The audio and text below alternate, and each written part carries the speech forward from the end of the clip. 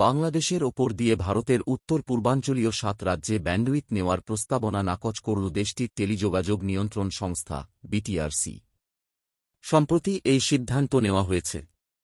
দেশের ২ international terrestrial cable ITC company Summit Communications ও fiber at home এবং ভারতের টেলিকম অপারেটর ভারতী এয়ারটেল সম্মিলিতভাবে এই ব্যান্ডউইথ অবকাঠামো স্থাপনের উদ্যোগ নিয়েছিল বাংলাদেশের প্রাক্তন প্রধানমন্ত্রী শেখ হাসিনার আমলে।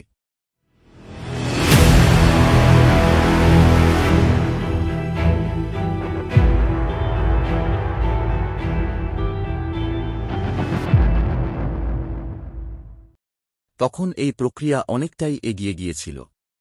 ভারতী এয়ারটেল এই বিষয়ে বাংলাদেশের পররাষ্ট্র মন্ত্রণালয়ে আবেদনও করেছিল। বাংলাদেশের পররাষ্ট্র মন্ত্রণালয় এটি টেলিযোগাযোগ বিভাগে পাঠায়। পরে তা বিটিআরসিকে পাঠানো হয়েছিল যাচাই করতে। সূত্র জানিয়েছে, অনুমোদন প্রক্রিয়া অনেকটাই এগিয়ে গিয়েছিল। ৫ আগস্ট রাজনৈতিক পট পরিবর্তন না হলে ট্রানজিটের অনুমোদন পাওয়া যেত এতদিনে।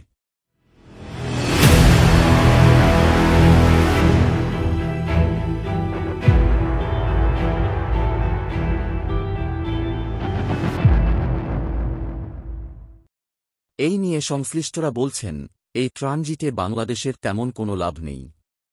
ভারতের বিরুদ্ধে অভিযোগ করে তাঁরা জানান ভারতের এতে লাভ হতো। কারণ এখন ভারতের ৭ সিস্টার্স থেকে চেন্নাই সাবমেরিন কেবলের ল্যান্ডিং স্টেশনের দূরত্ব ৫,৫০০ কিলোমিটার, এখান থেকে সিঙ্গাপুরের দূরত্ব আরও ৮,৭০০ কিলোমিটার। এছাড়া দুর্গম পর্বতের কারণে ভারতের ভেতর দিয়ে পূর্বাঞ্চলীয় রাজ্যগুলোতে ফাইবার নেটওয়ার্ক পৌঁছানো ও রক্ষণাবেক্ষণ মুশকিল ও ব্যয়বহুল।